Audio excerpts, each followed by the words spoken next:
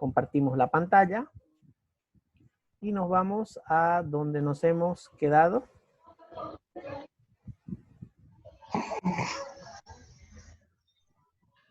Por favor, pónganse en silencio, chicos.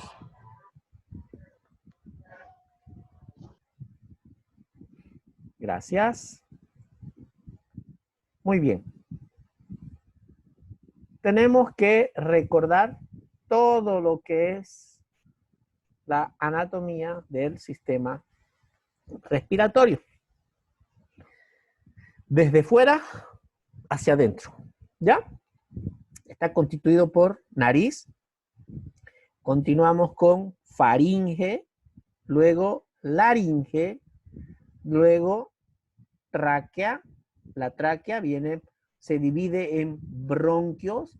Los bronquios se subdividen en bronquios lobulares, de acuerdo a la cantidad de lóbulos que tiene el pulmón. Estos se subdividen en bronquios segmentarios, los que continúan con los bronquiolos, estos con los bronquiolos terminales, y ahí aparecen los bronquiolos respiratorios, el conducto alveolar, para terminar en el saco alveolar que llega al alveolo. ¿Ya?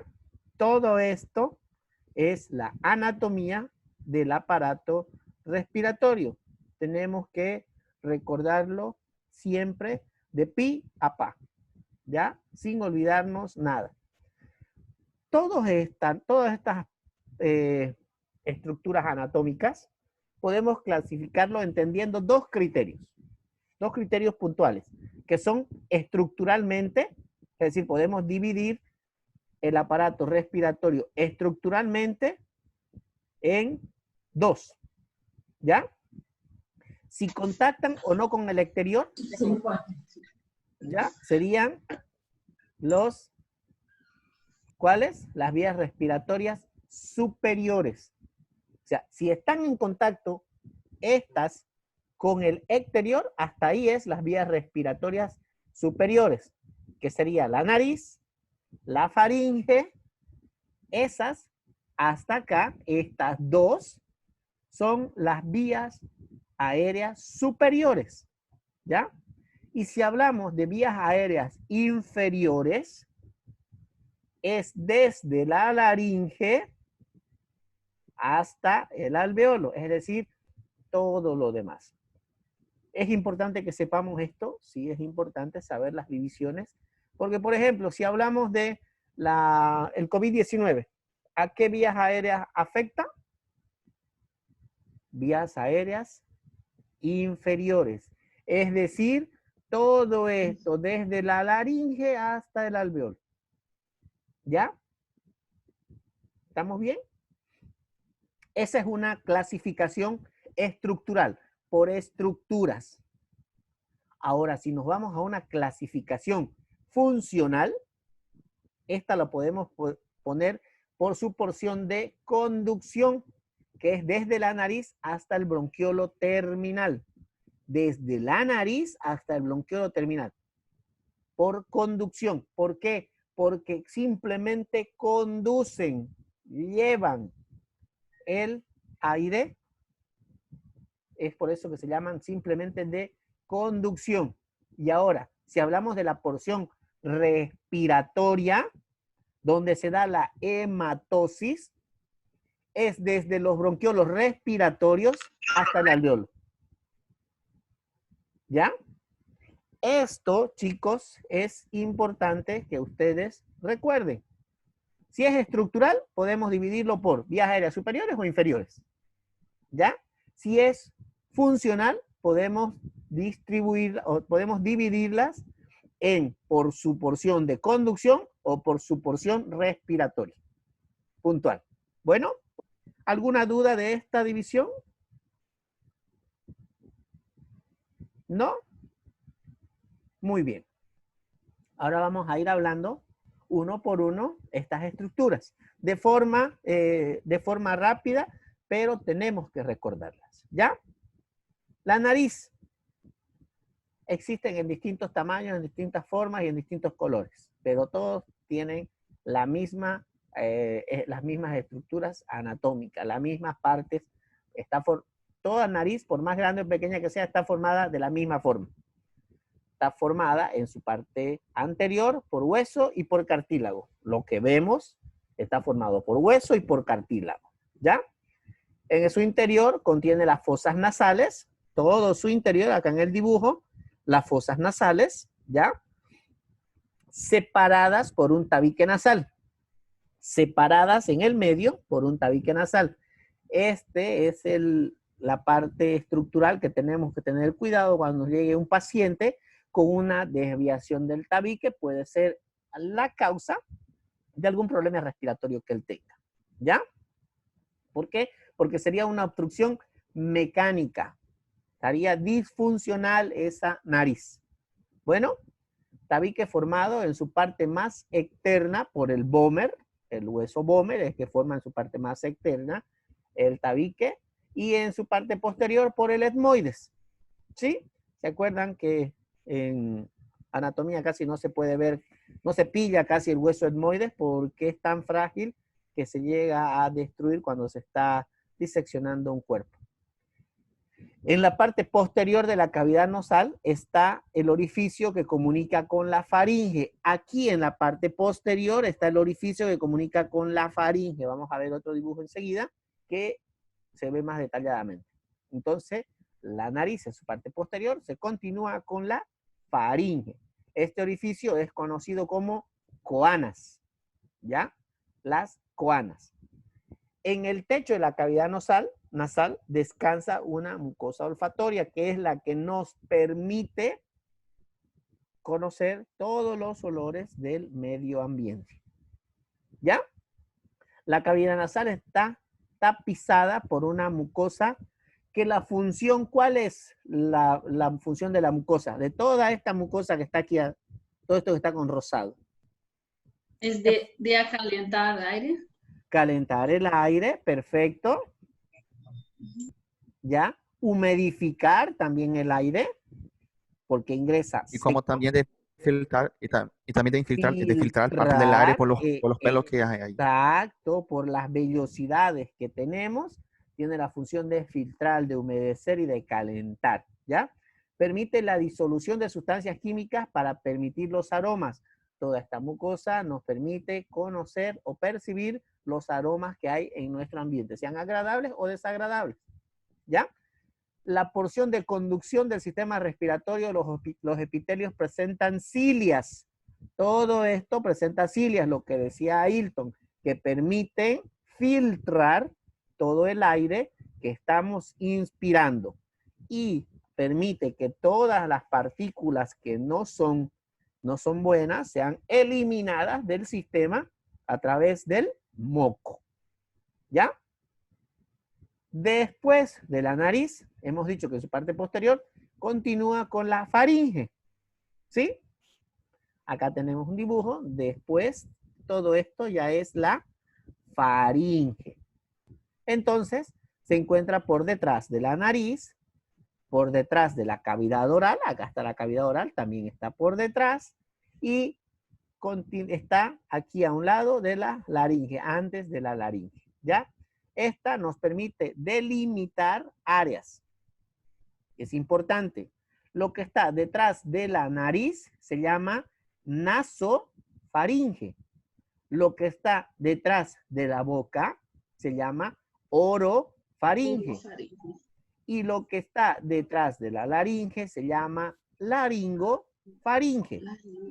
Es importante que conozcamos esto porque cuando tengamos que ver o interpretar algún estudio imagenológico, tenemos que saber conocer exactamente en qué parte o región anatómica se encuentra. ¿Ya? Tenemos que ser bastante exquisitos en esto.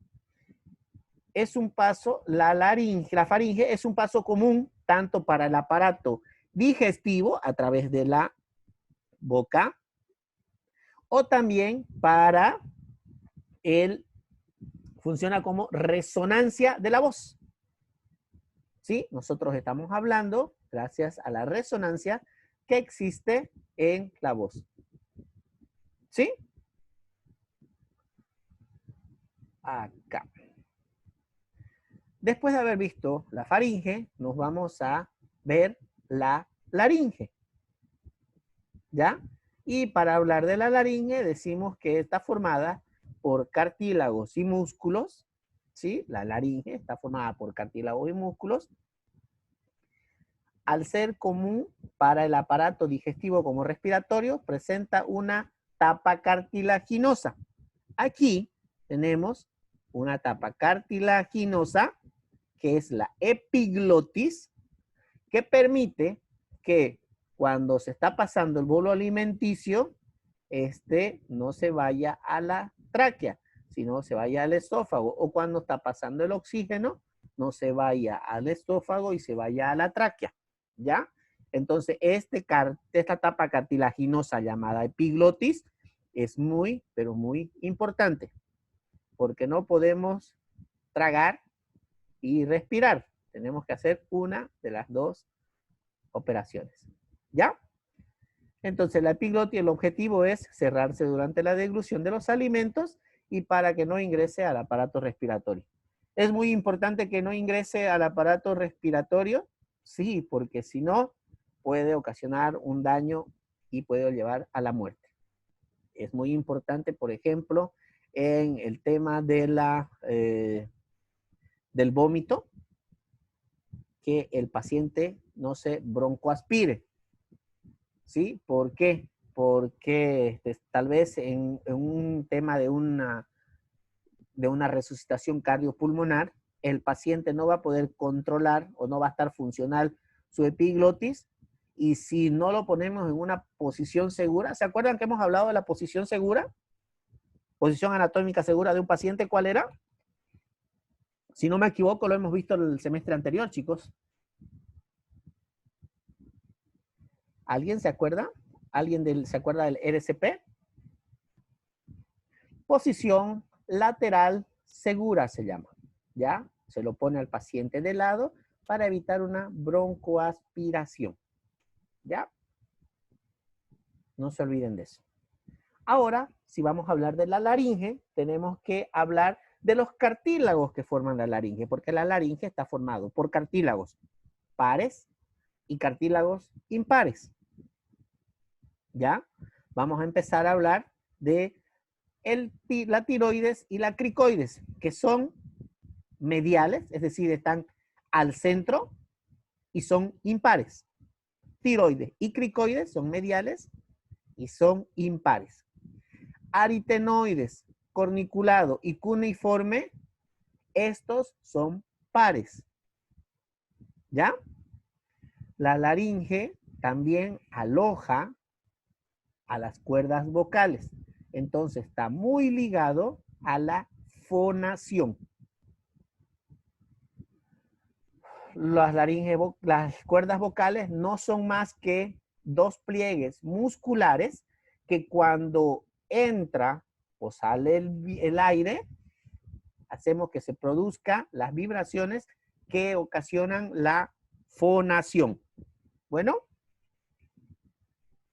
y la laringe también está revestida por epitelio escamoso estratificado no queratinizado con células que producen abundante moco, para que nos ayuda también a lo que dijimos hace un momento, a eliminar estructuras nocivas o dañinas para nuestro organismo. ¿Ya?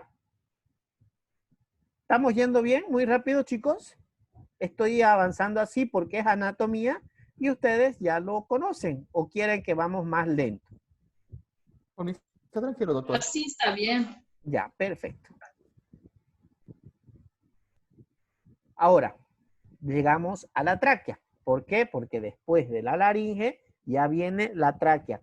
Podemos hablar del esófago, podríamos hablar del esófago, pero no estamos viendo sistema digestivo, estamos viendo sistema respiratorio. ¿Ya?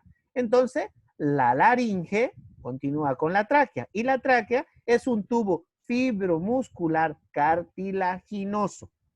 ¿Ya? ¿Por qué se llama fibromuscular cartilaginoso? Porque tiene fibra, tiene músculo y tiene cartílago. Es de aproximadamente 13 centímetros de longitud. Es decir, esto hasta acá, todo esto que está el cursor, mide más o menos 13 centímetros. Obviamente varía de una persona a otra por el tamaño de esta persona. Está por delante del esófago. Delante del esófago, ¿ya? Y se bifurca a la altura de la carina. La carina es el punto de acá, que está en la imagen, que es la bifurcación de la tráquea. Enseguida vamos a ver que se divide en bronquios principales. Un bronquio principal derecho y otro bronquio principal izquierdo, ¿ya? Después tenemos que hablar que los cartílagos de la tráquea tienen forma de C, de anterior hacia posterior. Es decir, que hacia la parte posterior es donde no se cierra totalmente el círculo, sino forma como una C. Ahorita vamos a ver por qué es la importancia. Esto para ayudar a que la tráquea no colapse durante la respiración, ¿ya? Colapsar, que no se cierre la tráquea durante la respiración. Y también es importante para el paso del bolo alimenticio. Recuérdense que de la tráquea atrás tenemos el esófago. Entonces tiene que tener una parte blanda para que el bolo alimenticio pueda pasar sin que se obstruya. ¿Ya? Así es que es por eso la importancia de la forma en C de la tráquea. Nuestro cuerpo es perfecto, jóvenes. Después hemos visto que la tráquea se continúa con bronquios primarios o principales. Aquí viene la pregunta. ¿Cuántos son derecho y cuántos son izquierdo? A ver, chicos. ¿Cuántos bronquios tenemos derecho y cuántos bronquios tenemos izquierdo? Tenemos 3 derechos y 2 izquierdos. Perfecto. 3 derechos y 2 izquierdos. Principalmente, ya mamá, ahorita voy ya. Un ratito, bueno. Lo siento. Principalmente, ¿por qué creen que se debe esta diferencia anatómica de que tenemos 3 derechos y 2 izquierdos? ¿Ustedes a qué creen que se debe? Por causa del espacio que ocupa el corazón del lado izquierdo, lo que da menos campo para el pulmón ser más grande que el otro. Porque nuestro corazón, que está en el mediastino, agarra y hace que se reduzca el tamaño de nuestro pulmón izquierdo, y es por eso que no tiene 3 lóbulos, sino tiene 2. ¿Ya? Porque recordemos que nuestro pulmón, nuestro corazón está más desviado hacia la izquierda. Entonces, son 3 derechos y superior, medio e inferior, y 2 izquierdo, que son superior e inferior, simplemente. Dentro de los pulmones se ramifican en bronquiolos secundarios. Ya dentro de los pulmones se subdividen en bronquiolos secundarios. Estos se ramifican en bronquiolos segmentarios o terciarios y generando el segmento broncopulmonar. Segmento, ya está hablando de toda la estructura que forma tanto los pulmones como los bronquios. ¿Ya? Desde la tráquea hasta los alvéolos existen casi 25 ramificaciones. Son varias, ¿no? Así es que eso tenemos que tener en cuenta las distintas divisiones que tiene la tráquea hasta llegar al alvéolo. Es importante que las conozcamos. Los lobulillos cada vez más pequeños que van a ir conteniendo en los bronquiolos. Luego de los bronquiolos pasaremos a los bronquiolos terminales. Ya hemos visto bronquios, bronquiolos terminales. Ahora ya vamos en la porción respiratoria. ¿Se acuerdan que hasta los bronquiolos terminales eran la porción de conducción, ¿no es cierto? Ahora viene la porción respiratoria. Esta porción respiratoria están los bronquiolos respiratorios, que se subdividen en conducto alveolar, que comunica a los sacos alveolares, y van a constituirse en una gran van a constituirse por una gran cantidad de alveolos. Los sacos alveolares están constituidos por alveolos. Bueno, donde se produce la hematosis. ¿Se acuerdan qué era la hematosis? Era el intercambio gaseoso de oxígeno en las células, ¿no es cierto? El cartílago de la tráquea, ¿se acuerdan que al comienzo en la tráquea tenía forma de C? Una vez pasó de la carina y se dividió en bronquiolos principales, fue disminuyendo la cantidad de anillos cartilaginosos y fue disminuyendo la C cartilaginosa hasta llegar a desaparecer en su totalidad en los bronquiolos respiratorios y formarse ya los bronquios por abundante músculo liso. Bueno, el músculo liso de los bronquiolos está inervado por el sistema nervioso autónomo, que ajusta el flujo de aire a manera de acuerdo a la necesidad metabólica que tenga cada cuerpo. ¿Ya? ¿Estamos bien, chicos? Si estamos bien, podemos pasar a los pulmones. Sí, doctor, tranquilo. Muy bien, Joao. Pasamos a los pulmones. Acá tenemos el claro ejemplo de la diferencia de un pulmón derecho a un pulmón izquierdo. Estructura alojada en la cavidad torácica, está en toda nuestra cavidad torácica. El derecho pesa más o menos 600 gramos y el izquierdo pesa más o menos unos 500 gramos. Desde ahí ya empiezan las diferencias, ¿ya? Descansa sobre el diafragma, el músculo del diafragma que se encuentra más o menos por aquí, el cual en el momento de la inspiración se mueve de acuerdo a si estamos inspirando o expirando, ¿ya? Dentro de los pulmones está el árbol bronquial, todo lo que hemos visto acá, que está acá el dibujo, árbol bronquial, constituido por una adventicia de tejido conectivo. Todo esto es tejido conectivo. Y la pared fibrocartilaginosa, mucosa y músculo liso. Tiene una pared fibrocartilaginosa que también tiene músculo liso y es mucosa. No son exactamente iguales, derecho o izquierdo, y tampoco de una persona a otra. Y por la ubicación del corazón es el problema que tiene la diferencia anatómica. ¿Ya? Ahora, los pulmones están recubiertos, acá en el dibujo, quiero que miren, están recubiertos por una serosa. Todo esto de acá es el recubrimiento de los pulmones. Importante, importantísima, que es la única membrana plegada sobre el órgano. Está netamente sobre el pulmón.